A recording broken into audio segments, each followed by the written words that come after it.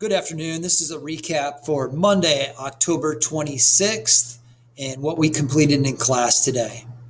We did a week overview. Today we introduced ecosystems. Tomorrow we'll discuss biomass pyramids. And then as we move throughout the week, we'll be investigating those, how biomass pyramids work. And we have a short quiz on Friday over ecosystems.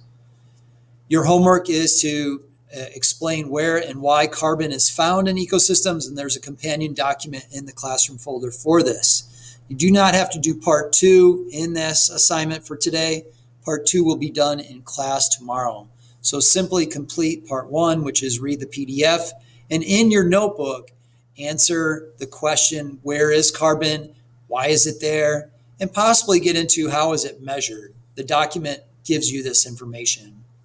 We opened up class today with what is an ecosystem, and we had people define this in their own words.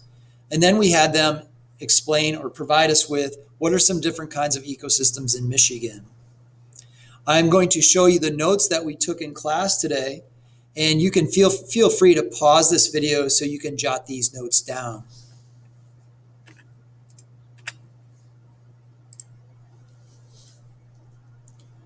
Here we have the definition of an ecosystem at the very top. An ecosystem is a group of living and non-living things in a place that has a specific climate, landforms, soil types, and vegetation. So we have our ecosystem defined up at the top. And as we move down, we had some examples of different Michigan ecosystems, forests, wetlands, freshwater, and we got into specific types of these things and how they're classified. Further on down, we talked about the Manistee Forest, and we're going to be investigating a meadow that is in the Manistee Forest, and we're zooming in on that. We talked about the climate of that region.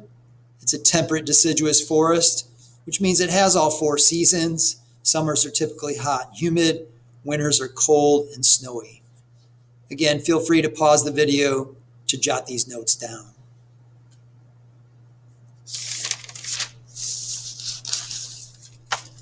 The next thing is students were asked to investigate different terms for about 15 minutes in class. They did investigations on these terms, and we had a discussion on them.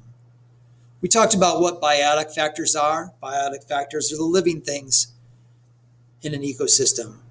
They include producers, consumers, and decomposers.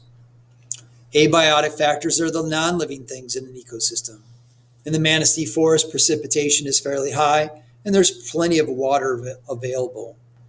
Soil can be a wide range, including rocky, sandy, or clay-based type soils. The air is very clean, being a forest ecosystem with not much urban influences in that area. So we have high amounts of oxygen, low amounts of CO2, and other pollutants. We then got into the 3 types of biotic factors that are investigated in this region. We looked at producers, consumers, and decomposers. We gave the definitions of these types of organisms. Producers are plants that make their own food. Consumers are organisms that cannot make food.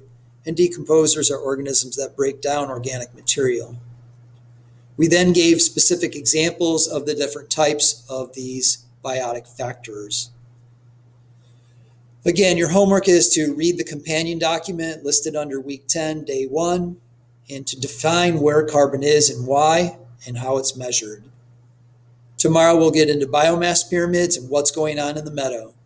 Have a great day, everyone.